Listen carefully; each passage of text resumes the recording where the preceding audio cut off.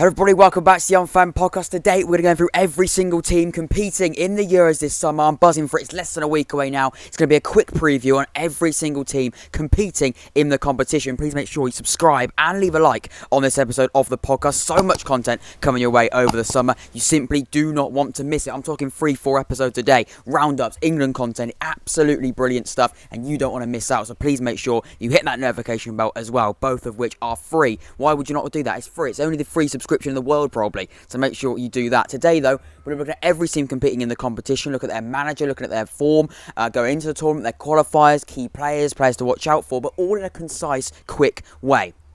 And by that I mean probably about a minute each team, everything you need to know. Let's get straight into it in group order, starting off then with Turkey. Qualifying top goal scorer at Tucson, 5 goals in qualifying. He looks to be a good little goal scorer. In terms of history in the major tournaments, the best ever finished was in 2008 when they got knocked out in the semi-finals. In the last tournament in 2016, they got knocked out in the group stage.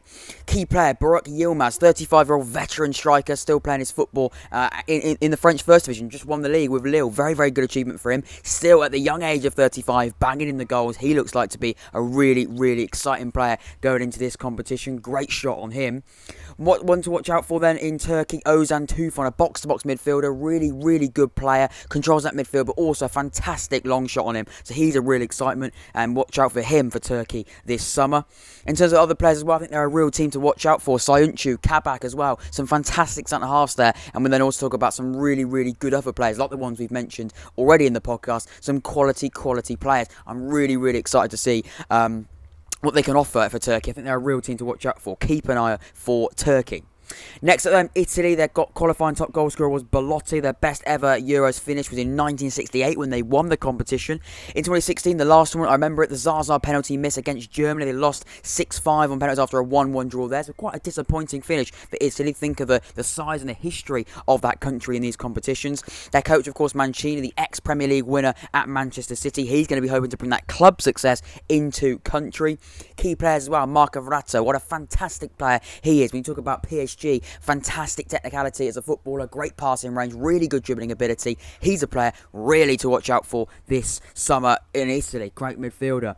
Along with that, you've got Buffon no longer being the number one, but Donnarumma coming in. He feels like he's playing football for years, that lad. 22 years of age. What a goalie he is. Fantastic shot stopper. And like I say, he's got big gloves to fill, should we say. Excuse the pun. But Buffon, a fantastic player there. And yeah, Donnarumma's coming in to replace him as the number one this summer. Hopefully, he can do just that.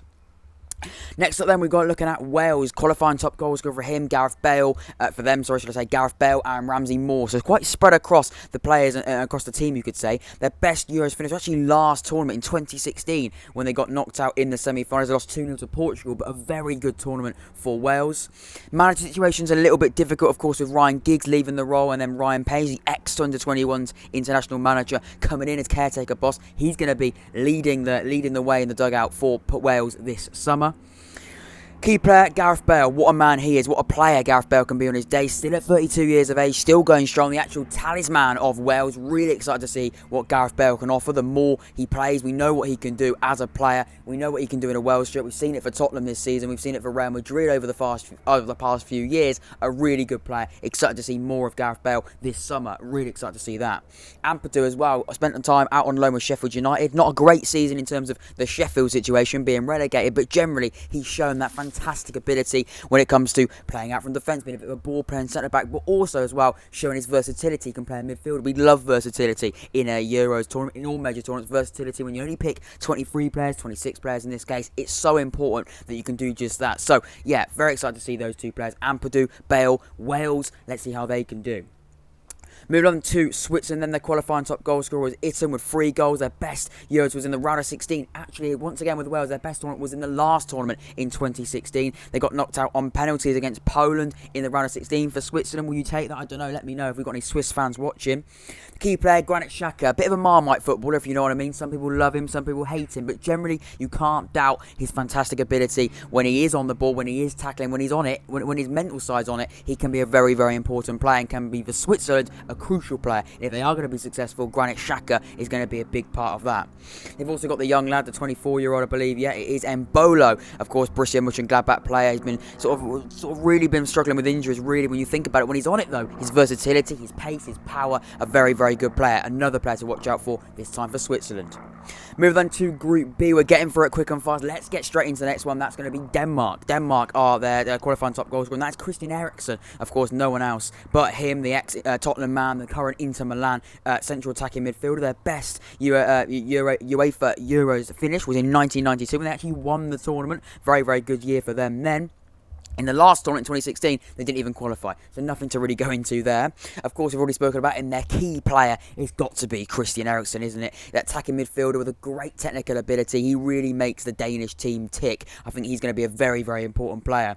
We'll talk about ones to watch. You've got Andreas Skov Olsen. He's a striker playing in Italy. 179 minutes in a Denmark shirt so far. 3 goals, 4 assists, 7 goal involvements in such a small amount of time. Excited to see him develop as a footballer, and hopefully in the Euros he gets the opportunity which you think he would for Denmark and prove himself as a top striker. Move on to Finland, qualifying top goal scorer, the Norwich man, the Norwich number 9 is Teemu Pukki. Fantastic season for them, getting Norwich back into the Premier League. He started strong last year in the Premier League, but this year, now we speak about going into the Championship, he has been absolutely fantastic again. They have not qualified for a Euros before. They didn't qualify for the last one, of course. Their coach, 5-time Finnish champion with HGK, so they've got a very, very good winning mentality coach, which is nice to see. Key player, we've spoken about it, Teemu Pukki. Fantastic player for him. Another player to watch out for then, it's the winger. He's hit the ground running, becoming an international. His name is Fredrik Jensen. Pretty sure that pronounced that right. Since he's come in as an international, he's been really coming in with the goals and assists. So really excited to see him develop as a player, hopefully now in the Euros. Moving on to Belgium, qualifying top goal scorer is the Inter Milan striker. Won the league out in Italy. Of course, it's Romelu Lukaku. They've got a 100% qualifying record when it comes to the Euros. Their pedigree in terms of coming runners-up in 1980 was their best one. And in 2016, they got to quarter-finals. They lost 3-1 to Wales. A big defeat for them. A cracking win for Wales, if you remember it. The Robson Carnu goal sent the defenders on the floor. Fantastic player. But not a great one for Belgium if you look at it like that. Moving on then, we've got Roberto Martinez. He's the manager for Belgium, ex-Everton manager. He's hit the ground running.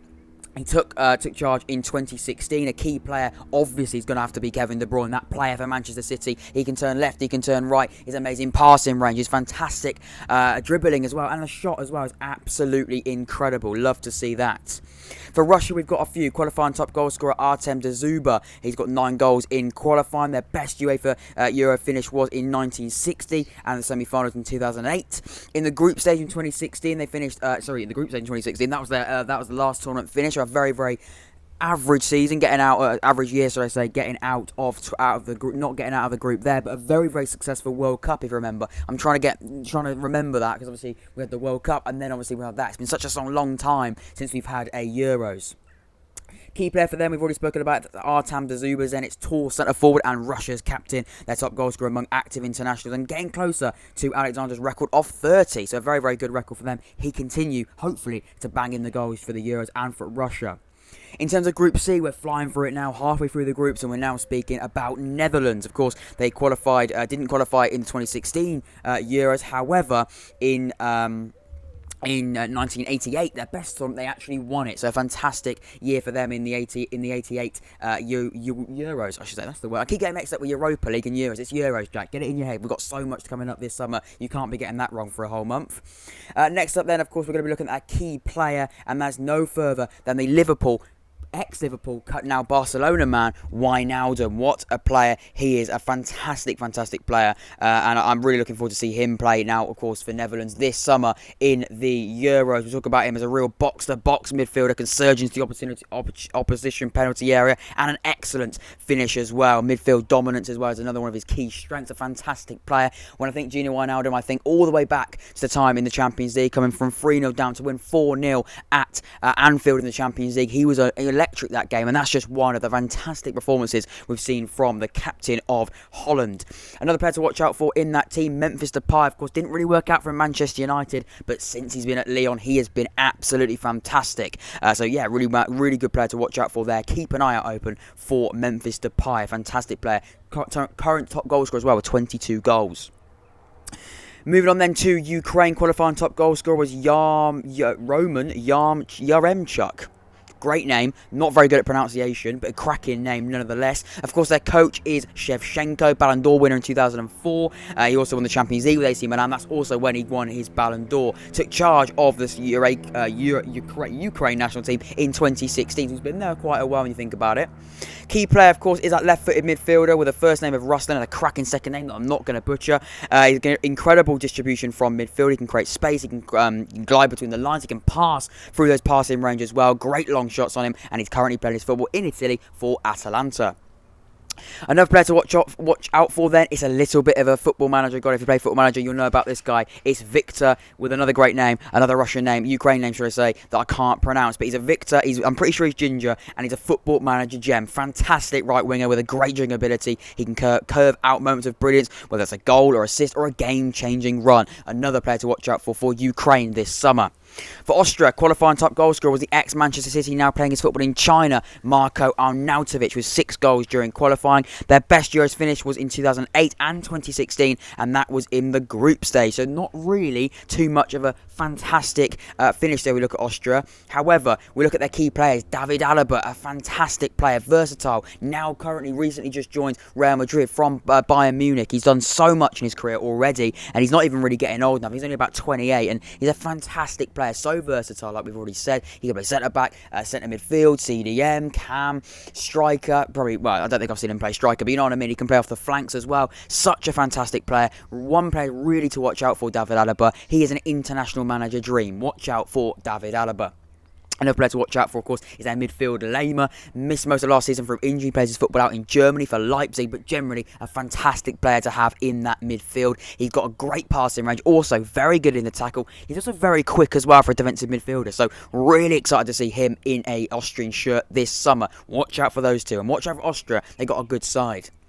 Moving on to North Macedonia, they qualified through the playoffs to get into this competition. Let's speak about some of their interesting players, and let's talk about some of their key players as well. Elmos was the qualifying top goal scorer with 4 goals. The key player is Goran Pandev, 37 years old. He's a versatile forward. He's just finished his 20th season in Italy. He's still going strong. He's an absolute veteran of the game. He offers creativity, vision, a great passing range as well. He's the captain of Macedonia, and he's the North, and he really, if we look at it, he's the North Macedonian record breaker. He's breaking records all over the shop. He's a fantastic player, and I really look forward to seeing him in a North Macedonian shirt this summer.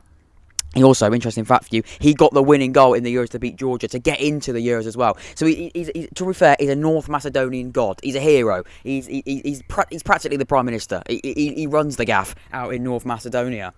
Another player to watch out for is Elmos, just 21, but all in his journey to become Pandev's successor. Big shoes to fill from what we're hearing. I'm not going to lie, I don't know a lot about Pandev, but generally, if he's anywhere near him as a successor, he's got to watch out because he's a fantastic player. He's got great vision for a pass to unlock doors. The Napoli midfielder looks to be a fantastic player, great distribution. He's a quality midfielder and somebody to really keep an eye out for. That's a fly. Get away from the lens. We're trying to film a podcast episode. Yeah, there we go. That's what I thought. Moving on to Group D, and that is England. God save your Queen, 3 Lions. Qualifying top goal scorer, Harry Kane. 12 goals. What a striker he is. And all jokes aside, what a player Harry Kane is. Probably Europe's best striker at the moment. If we're going to have anything, if we're going to be successful in this tournament, you define successful, as I said before, for England. Major tournaments, again, we don't really know what we're going to expect. But really, Harry Kane, if you're going to be successful, he's going to be the man to take your club forward. What he can do in an England shirt is unbelievable. What he can do, in front of goal is incredible. But also, he's not a great finisher as well. He is that, but he's not just that as well. The passing range on him, the assist that he can create, the game that he can switch to play and really cause problems on the counter and with the ball. A fantastic player, Harry Kane. We don't need to get into too much detail. We know the quality he offers. It's Harry Kane, for God's sake. He knows exactly what he's talking about. Next up then, we'll talk about the pedigree of England. Is there any? We'll find out in the Euros. Their best finish was in 1968. Yeah, that's right, 1968, when they finished in 3rd place. In 2016, we finished in the round of 16. It was awful. It was the Iceland defeat. I know we're not gonna bring it up again. I'm just got over it. I'm not gonna lie. That World Cup, to be fair, that last World Cup we had was probably the only time where I forgot about that awful Icelandic defeat. We'll talk about players that. Let's not go about that. It was a horrible time to be an English fan of any sport, actually. Moving on then to the coach, of course, Gareth Southgate. A little bit undecided about Gareth Southgate, even though he's done so much good stuff for England as a manager. We talk about that World Cup, but generally, still, we're not quite sure on him as England fans. Some people think he's the right man to win us, to win us the Euros and win us the World Cup. But for me, I'm still a little bit skeptical. I'm not going to lie to you. But generally, there's no doubt a great tournament for him in 2018, getting to the semi-finals of the World Cup. What he's done, really, when we think about the squad, he's brought in a youth, young, exciting, and good atmosphere in the squad. You can't doubt that. That's something that's been very, very good for Gareth Southgate. Another player to watch out for has got to be Jude Bellingham. The young 17-year-old went from Birmingham to Borussia Dortmund. That's not a transfer link you normally see. From Birmingham to Dortmund, slight change there. But generally, what he's done to develop his game, to develop as a footballer out in Germany has been absolutely phenomenal. I think, again, a bit similar to Harry Kane. If we're going to be successful, he's not just going for the journey. He's not just going for the plane trip. It's not just a holiday for Jude Bellingham. He's going to go there and really be an important player. And I hope he is. And I hope Gareth Southgate uses him, because I think he's going to be such an important player in that midfield. I think Jude Bellingham, I think the Champions League against Manchester City a few months ago in that, in the UCL, he was absolutely incredible there, and hopefully we can see more of the same. We can see more of the same in an England shirt this summer, because if we do, I think he is going to be absolutely incredible, and I hope we do see more of him in a Free Lion shirt. Moving on then to Croatia. The qualifying top goal scorer was Bruno Petkovic with 4 goals. Petkovic, is that right? I don't know. I've definitely got that wrong, but there we go. 4 goals in qualifying. In terms of their pedigree, their best Euros finish was the quarterfinals in 1996 and in 2008. In the last tournament, they got knocked out in the round of 16. However, of course, in the World Cup, they got to the final, beating England. Again, we're not going to go back there, but generally, all jokes aside about Croatia in that last World Cup, they were fantastic, and we've got them in a group game, which is going to be a very, very difficult first game. It's the first game of the tournament for England, and I'm not going to lie, I'm dreading it. I'm excited for it, but I'm fearing the worst, because they're a fantastic, fantastic side. Their coach, of course, is Zlato Dalic, a former midfielder who represented for his country 2017, of course, and then he got to the final in 2018 of the World Cup. So generally, as a manager, he looks to have good experience and a really good record for Croatia. One man to watch out for, then, it's not got to be anyone who has it really other than the Real Madrid midfielder Luka Modric. What a player that man is in midfield. His technicality as a footballer is incredible. A little bit like, and I don't want to upset too many people, but for me, I see similarities in him and Verratti. Not the quickest of players, not lightning speed midfielders, but what they can do and the passing range on those two players. And I think Luka Modric is slightly better than Verratti. He won a Ballon d'Or in 2018, so he's clearly that next level. But generally, Verratti looks to be a fantastic, fantastic player. Again, we see that amazing passing range. Again, that great dribbling as well. He can weave out of tight spaces, those quick, short passes to get his team out of trouble. He's going to be a man really to watch out for, and he will be key in Croatia being successful in this tournament. A man to watch out for is Andres Kramaric, of course. They play him Hoffenheim, the striker. I don't know if Mandzukic is still international for Croatia. Let me know that. I don't think he is, but generally, what I'm seeing, I keep saying generally, and I'm going to stop saying that now, but what I do see in Mandzukic was a really, really good centre forward. If Kramaric is going to come in, it's going to be some big boots to fill, but hopefully for Croatia, he can do that. Middle end to Scotland. Scott McTominay, John McGinn, great options there. The qualifying record saw them being John McGinn, like I said, 7 goals in qualifying. I said he's going to be a really, really good player, as I've already mentioned. Their pedigree, their best Euros finished in the group stage in 1992 and in 1996. They didn't qualify for the last Euros in 2016. I've already said it, the key player, John McGinn, he keeps coming up, an old-fashioned Scottish midfielder with quality who brings more to his side than ability just to pass and to tackle. The physicality on that bloke, he's an absolute unit in midfield, and he's going to be so important for Scotland. Him and Scott McTominay in midfield, it's not McFred, it's not Scott McTominay and Fred, it's Scott McTominay and John McGinn. I think that'd probably be a better partnership for Manchester United fans. I think it would be. He's enthusiastic, of course. He's Aston Villa man through and through, great player. And again, I'm really excited to see John McGinn. As much as we laugh and joke about him, he actually is a very, very good player. Moving on then to Czech Republic, qualifying record. Let's have a little look at it. Top goal scorer was Patrick Schick with 4 goals. The pedigree, their best Euros finish was in 1976, and in the Euro 2016, they got knocked out in the group stage. Key player, Vladimir Darida. Don't know if that's right. It sounds good, though. All-action midfielder who passes training for Hertha Berlin, of course, out in Germany. He leads by example. Inspired by the surprise qualifying victory over England. Yeah, Czech Republic did beat England in the qualifiers, and he was a very, very big part of that. Even I remember his name. Of course, a man to watch out for, the West Ham man. What a season he's had. Thomas Soucek for West Ham, a fantastic defensive midfielder. Him and Rice for West Ham this season have been phenomenal. He's a bit more of a box-to-box midfielder. I wouldn't say him as sort of as a ball-winning defensive midfielder. He's a bit of a box-to-box. He goes from, he scores quite a few goals as well. His aerial ability, so tall, he can win headers, he can score headers as well, but also he's an absolute brick in midfield. So for Czech Republic, they've got a few good players, and Thomas Soucek, I think, is going to be a really, really important player. And also, we'll talk about form in these tournaments, to bring in players that are in good form. Soucek is certainly in that. Moving on to Group E, and we're talking about Spain now. Top goal scorers spread across a few: Alvaro Morata, Sergio Ramos. That's right, Sergio Ramos, who won't be going to the tournament. He's one of the qualifying top goal scorers. He's not going. Interesting stuff for him, and I think most of that is penalties. I'm not going to lie to you. And of course, Rodrigo as well. He's got 4 goals, a Leeds striker. Their best Euros finish was winners in 1964, 2008 and 2012. They got really good set of stats and good record and pedigree in the Euros. In 2016, they got knocked out in the round of 16. They lost 2-0 to Italy there. The coach, of course, is Luis Enrique. Stepped down in 2019 for personal reasons, but returned in November, of course, into the role of being the Spanish manager. Again, I think he is a very, very good manager with experience, of course. It is 2 sort of different stints at manager at Spain. He's got experience there. Player to watch out for. We're going to look at Pedri, and we're also going to look at Gerard Moreno. We'll start with Gerard Moreno. Of course, he's playing his football Villarreal. Just won the Europa League with Villarreal as well. He loves to cut in from the right onto his exquisite left foot, but also offer a great performance in that number 9. I think he's probably going to be the position where he does play a little bit deeper, sort of coming to look for the ball, hold up the ball, and then pass it out as well. He's not the quickest of players, but what he can do, he's got a cracking finish on him, and he's also got a really, really good passing range on him as well. He's a great threat also in that number 10.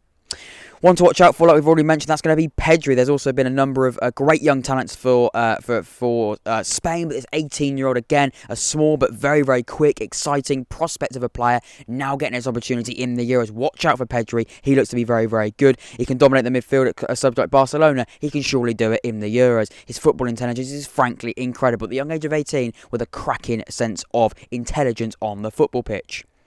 Moving on to Sweden. My breath is slowly going, but we're going to get through it. Like I said, we're going to try and get through every single team. We will get every team. I'm just saying try. We are going to get through every single team in the quickest way possible, getting the key stuff, everything you need to know.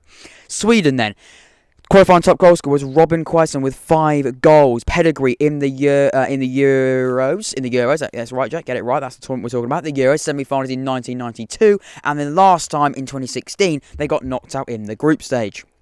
Key player, Forsberg. Okay, pacey, creative, physically strong. Played his football in Leipzig, should I say. But a very, very good player for him. He can really, really be a great player in terms of his shot as well. But like I've already mentioned there as well, his creativity, that he can help out his team, getting him the assists and the goals as well. Getting both of those is important. His goal contributions and involvement are very, very important if Sweden are to be successful in this summer tournament. Poland then, let's move on. Qualifying top goal scorer, of course, is the Bayern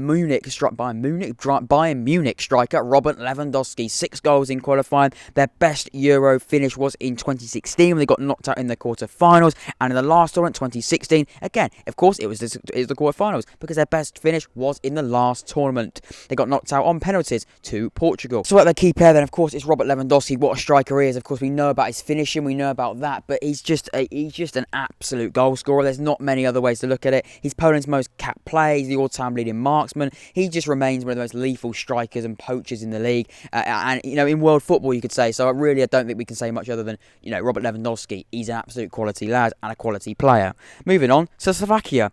Their qualifying top goal scorer was Bosnik, Marko Hamsik, and Kuka. Don't know. There we go. I'm familiar with the name, but I'm not familiar how to say it clearly. Their best ever European finish was in the round of 16. In the last one, 2016, they got knocked out by Germany 3-0 there. So not great for them, not really that great, but there we go. But the round of 16 is quite good, but getting knocked out 3-0 by Germany is what I mean by not great. Key player is Hamsik. Of course, we know all about him. He's a 33-year-old captain. He remains the heart of this national team. He's now playing for Sweden, playing in Sweden. There we go. Great energy, great stamina. I remember when he was playing for Napoli, fantastic player Hamsik. Again, at midfield dominance, he's got the cracking Mohican still as well, so he looks to be a great player. If you've got a Mohican, you've got to be good, because everyone's going to notice if you've got a Mohican, so you've got to be good. Hopefully for Slovakia, he can be very, very good in the Euros this summer. For Hungary, then, we'll talk about their qualifying top goal scorer, Willi Orban, the centre-back. Of course, I think he's a centre-back. That's what I think. Yeah, he is. He's a strong in the tackle centre-back for Leipzig. No-nonsense defender. He doesn't ball play about with it. He doesn't mess about with it in defence. He gets rid. And that's the sort of defender that we love about him, Marco Orban. One to watch out for, Roland Salai, winger or second striker, comes into the Euros on the back of a breakthrough season with Freiburg out in the Bundesliga. 8 goals and 6 assists. That's like a really good amount of goal contributions as well. Yeah, looks to be some really, really good players there. But Willi Orban, a great player for them. And also the top goal scorer, I'm pretty sure he takes pens as well if he's centre-back. Either that, or he wins every single header from a corner going to the back of the net. I'm not too sure. But for Hungary, a really, really good set of players there. And hopefully for them, they can have a good tournament. I'm saying that for everyone, but it's true. Hopefully you do have a good tournament, Hungary. Moving then to France, and I'm not going to spoil too much because I've got so much content I want to bring out before the Euros as well, which is obviously my prediction and stuff, and I'm not going to spoil too much, but France are good. France are pretty good. They lost one game in qualifying, and Olivier Giroud with 6 goals was their top goal scorer. They won the competition in the year 2000 and 1984. In 2016, they were finalists when they lost 1-0 after extra time against Portugal. That was in the final. Remember it. It was Eder that scored that great goal. Of course, their key player, we could pick hundreds, but I've obviously gone with Mbappe. Why not Mbappe? What a player he is for PSG out in France. People call it the Farmers League, but he does it in the Champions League. He does it wherever he does. He still does it for France as well. A great, great player. Unbelievable. World class. If not one of the best in the world players. And on his day, he seriously can be one of the best ever players I've seen play. His dribbling ability, his fantastic shot, his movement off and on the ball, creating space. He's a fantastic, fantastic player. Kylian Mbappe, obviously he's a key player, and obviously he's one to watch. Another player to watch out for, I've gone with the centre-back. Centre-back Varane. We know all about Varane. We know what he can do for Real Madrid. He could be going to Manchester United. He could be leaving the club, maybe to PSG, maybe to Chelsea. It looks like he may not sign a new contract with Real Madrid. But what he can offer as a centre-back is a quick, fast centre-half that's a really, really good player. Aerial as well, really, really tall. So he's great in the air. But also, like I said, he's quick. And to be a quick centre-back, that again is a fantastic attribute to have. So watch out for Raphael Varane. You won't have to find too much. He's a tall, strong centre-half for France, and he'll probably be one of the best players in this tournament. Being Portugal, how could we do it? Of course, they won the Euros last time out as well, and of course, they got so many fantastic players. Bruno Fernandes, we talk about Cristiano Ronaldo. What a player he is. Of course, playing for Juventus, still at the 30, is he 35 now? Still being an absolutely incredible player. And yeah, I'm excited to see Cristiano Ronaldo back playing football in a major tournament as well with Bruno Fernandes. He had a great few seasons now at Manchester United, a great player. And I think, after winning the last Euros, they're going to want to retain it. It feels like years ago. Well, it was years ago. It was about 4 or 5 years ago since the last tournament. I don't know, it's been more than that. It's been 5 tournaments. It's been 5 years since that last tournament, and they're going to want to retain it. If they do retain it, they've got a good chance though, because they've got some fantastic players. They have got a lot of players playing in similar positions though. João Felix, Cancelo. The camera stopped midway through Portugal there, but as I was saying, what a player he is. João Felix, Ronaldo, what a team they've got, and they've got so many options they can play. And I think Portugal, like I said, they're going to want to retain this trophy. It's not going to be easy by any stretch, but they've got the fantastic players I think they've got. Like I said, their best was in 2016 when they did win the competition. Fernando Santos, a journeyman defender, now of course the manager. He's got some really, really difficult decisions to make. He's a really good manager, loved by everybody in Portugal from what I hear. And yeah, he's got some big decisions to make. He's got some fantastic players on his hands.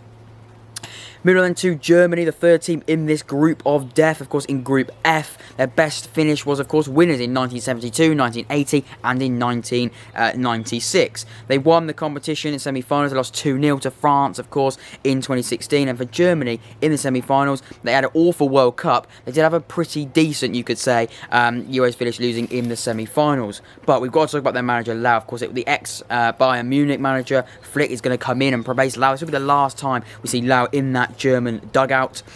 But yeah, he's going to want to send off with a bang, isn't he? He's going to want to say farewell to the German fans in a style, and probably the only way you can do that, and the best way possible, is by winning a tournament. It won't be easy, but they've got some very, very good players.